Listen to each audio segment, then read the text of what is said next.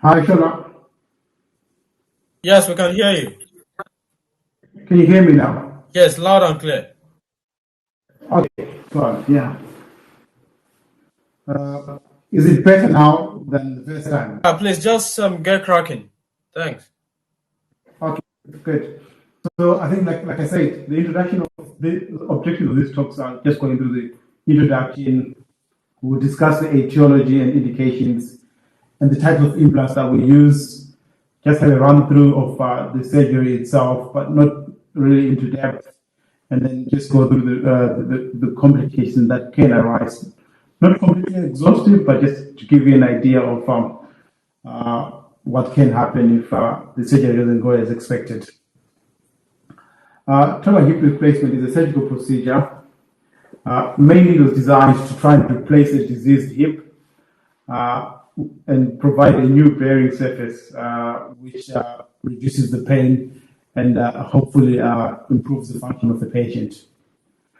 The main aim really is to try and replace both the acetabular and the femoral head, because that's where the pain is mainly coming from in these diseased hips.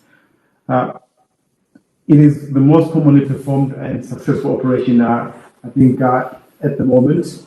Particularly in the UK, it's a very common operation. I think worldwide, I think it should probably rank behind cataract surgery as one of the most quality improving surgical procedure.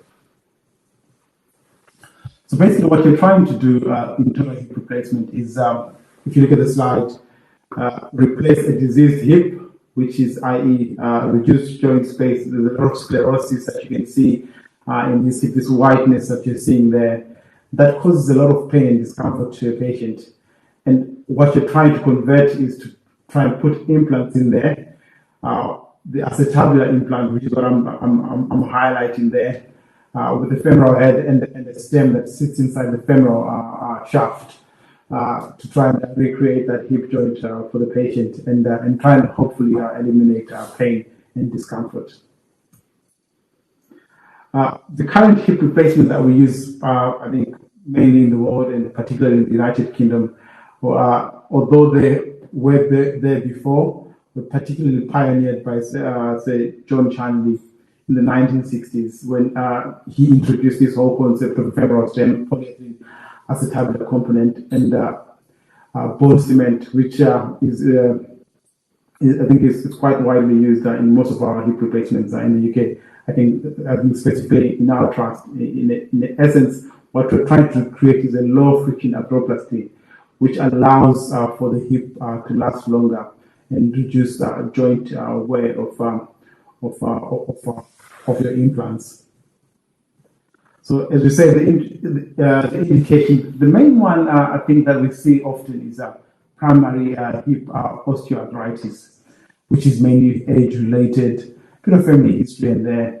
But there are also patients who come in with inflammatory arthritis, particularly rheumatoid arthritis.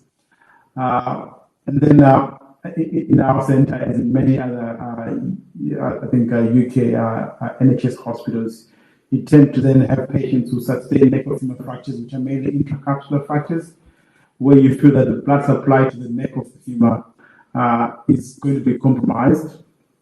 So instead of trying to fix the fracture, you then go ahead and provide a hip replacement. And these are usually patients that you feel are cognitively sound, and patients that you feel have a good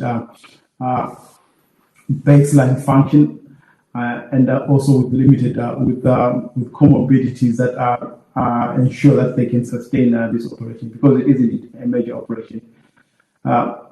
Less often, there are patients in other centers where they find that children with Perthes disease, which is an idiopathic avascular necrosis or slipped upper femoral epiphysis down the line, because their hip has become diseased, and down the line it becomes arthritic, painful, uncomfortable, and it might ultimately down the line require hip replacement.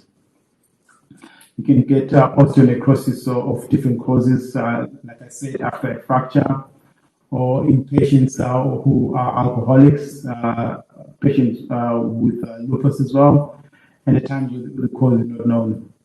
But ultimately, the reason why we do hip replacement is to try and control patients' pain and try and mitigate the functional limitation that comes with this. Who do you not want to do a hip replacement on?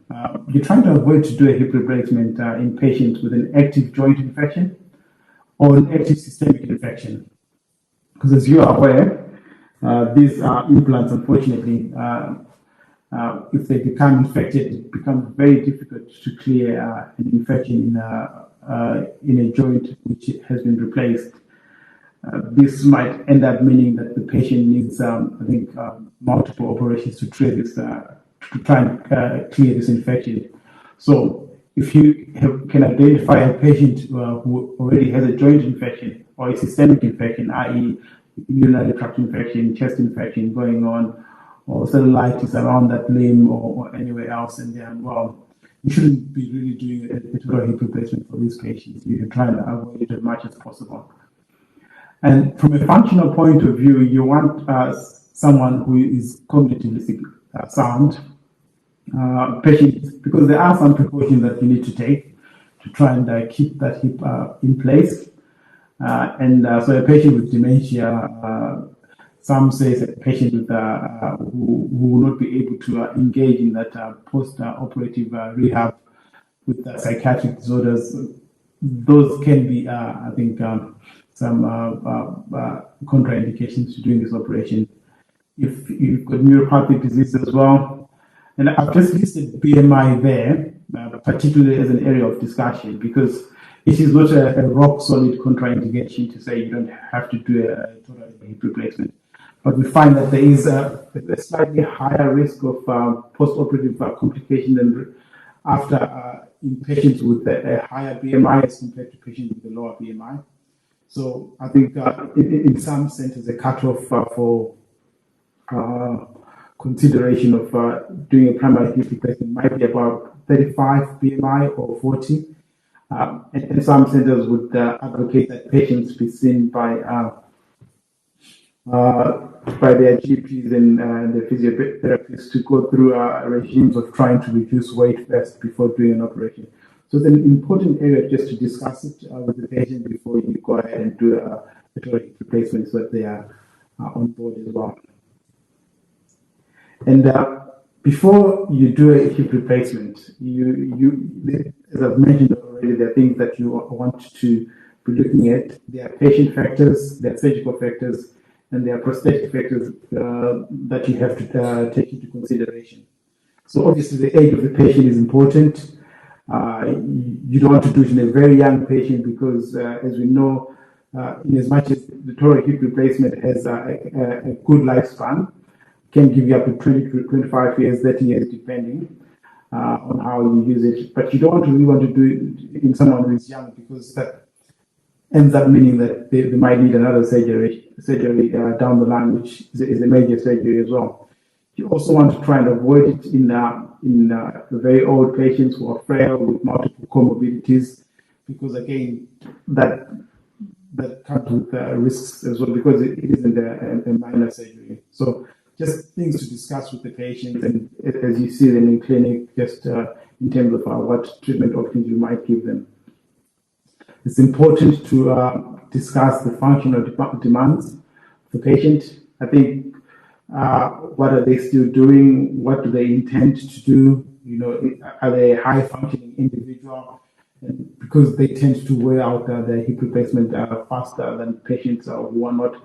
And also some things that people do that we at times take for granted, such as some squatting.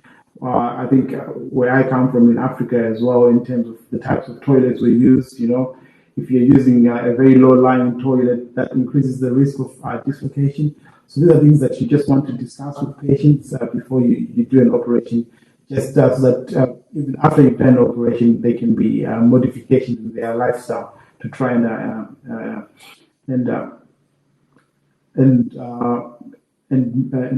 reduce the risk of dislocation. So again, as I mentioned, infection is something to avoid. In neuropathic joints, you want to try and tease out and see obesity, comorbidities, neuromuscular disorders as well, just things that you want to really be aware of. And surgical approaches are important to just consider. As a surgeon, you have to know what works for you. There are two main surgical approaches that are used in the United Kingdom: the posterior approach and an anterolateral approach, which is called the hybrid approach. Most surgeons tend to prefer a posterior approach for total hip replacement in elective patients. And I think the guidelines in the United Kingdom at the moment are to try and do an anterolateral approach if you're doing a hip replacement, if you're doing an operation for a neck or femur fracture. But those will vary as well regarding surgeon experience and preference. So most surgeons tend to do one type of approach for their hip replacements, and we'll discuss some of the risks down the line in terms of the approaches. In terms of prosthetic design, you want to know what type of prosthesis you're using, because they're not all the same, and you want to have a very good understanding of the sets that you're going to be using in theatre, the implants you're going to be needing as well. So preoperatively, if you've seen the patient, you've done a template of how their hip looks on X-ray and what type of implants you might want to use. It's always important to know that on the shelf you've got the right implants before you do an operation. And we know that it is a very expensive operation. So in areas where patients have to pay for themselves, this is a very important discussion that you have to make to see if this is something that the patient is willing to undergo. Like I said, the aims are trying to improve pain control. You're trying to improve that range of movement if possible. But also you want to restore equal leg length after you've done an operation.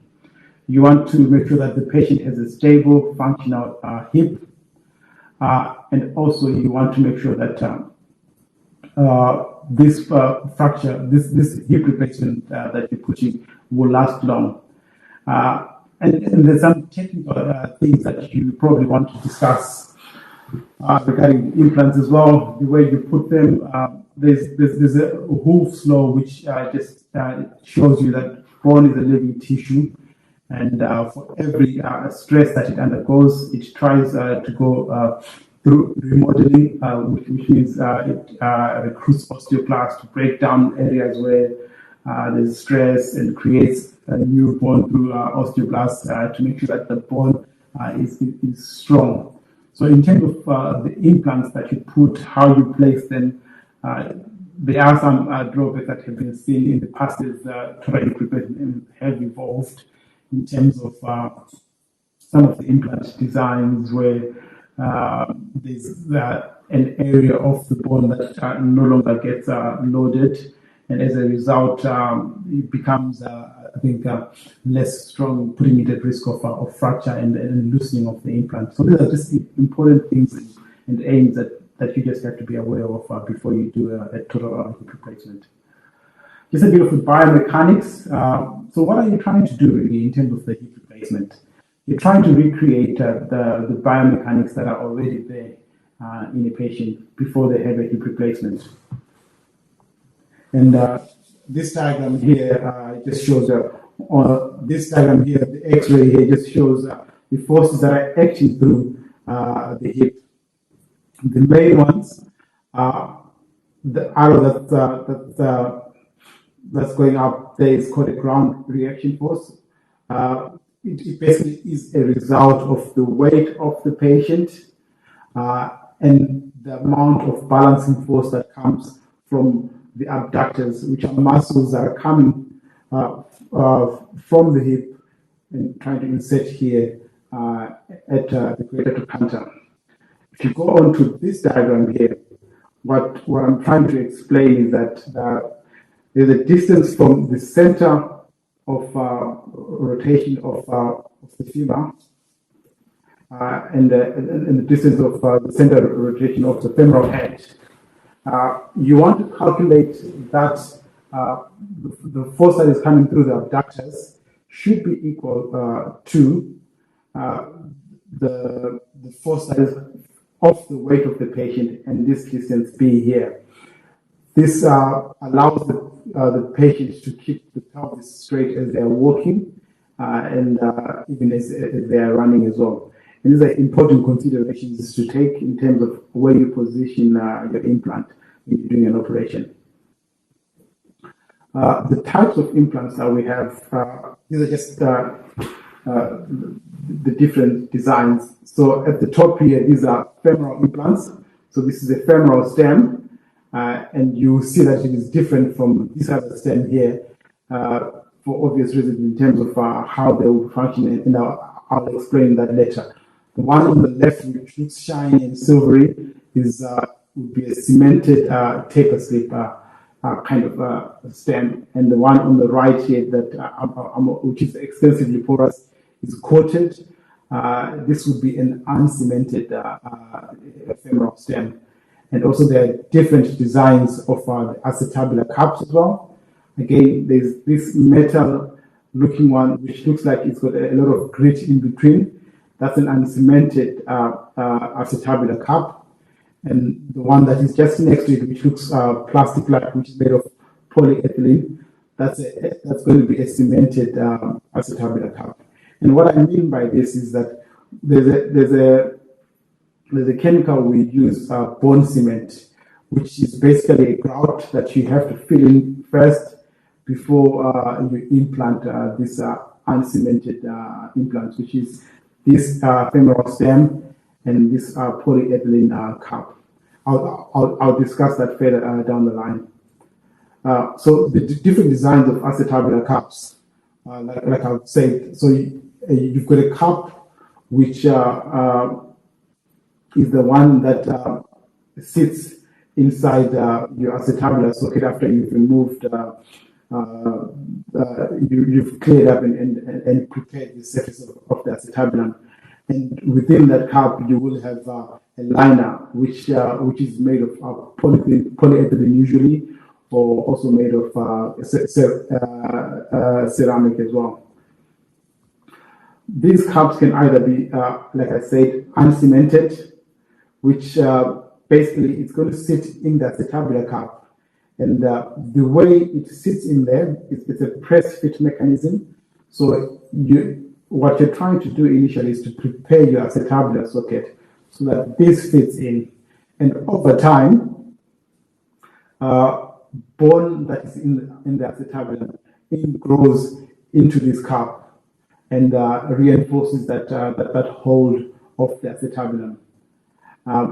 The other way of doing it is using this polyethylene cemented cup, where you put initially bone cement into the acetabulum, and then this allows the cup to sit in as well, as replacing your acetabulum. And again, femoral stems, they can be cemented also, and they can be uncemented. Like I said, an uncemented implant, you are trying to create that bone to implant integration, which comes as a result of bone ingrowth into the implant, which secures the implant in the bone. And then the cemented implants, you're going to try and prepare your cement first, which I will describe later on what it looks like and what it is. Cement is just basically a grout. It is a polymethyl methacrylate chemical, which is made from a powder and a liquid combination. And then that's implanted into the femur first. And then you place this femoral stem inside. And what's going to happen is that cement grows and integrates into the bone, allowing this femoral stem to be inserted inside to sit into the cement. And cement, first of all, when it's made, it's initially let me just come through this slide just to give you an understanding of what I mean by bone cement.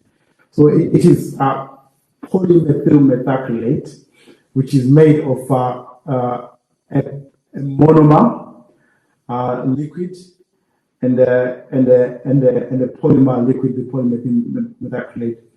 These are joined. These react together. So you take a liquid, you place it into a vacuum flask kind of thing, and then when you mix these two, you then create what is called bone cement polymethyl methacrylate. And what it looks like initially, it starts being liquid-like, then it moves to a phase where it's semi-solid, then eventually it becomes very much rock hard.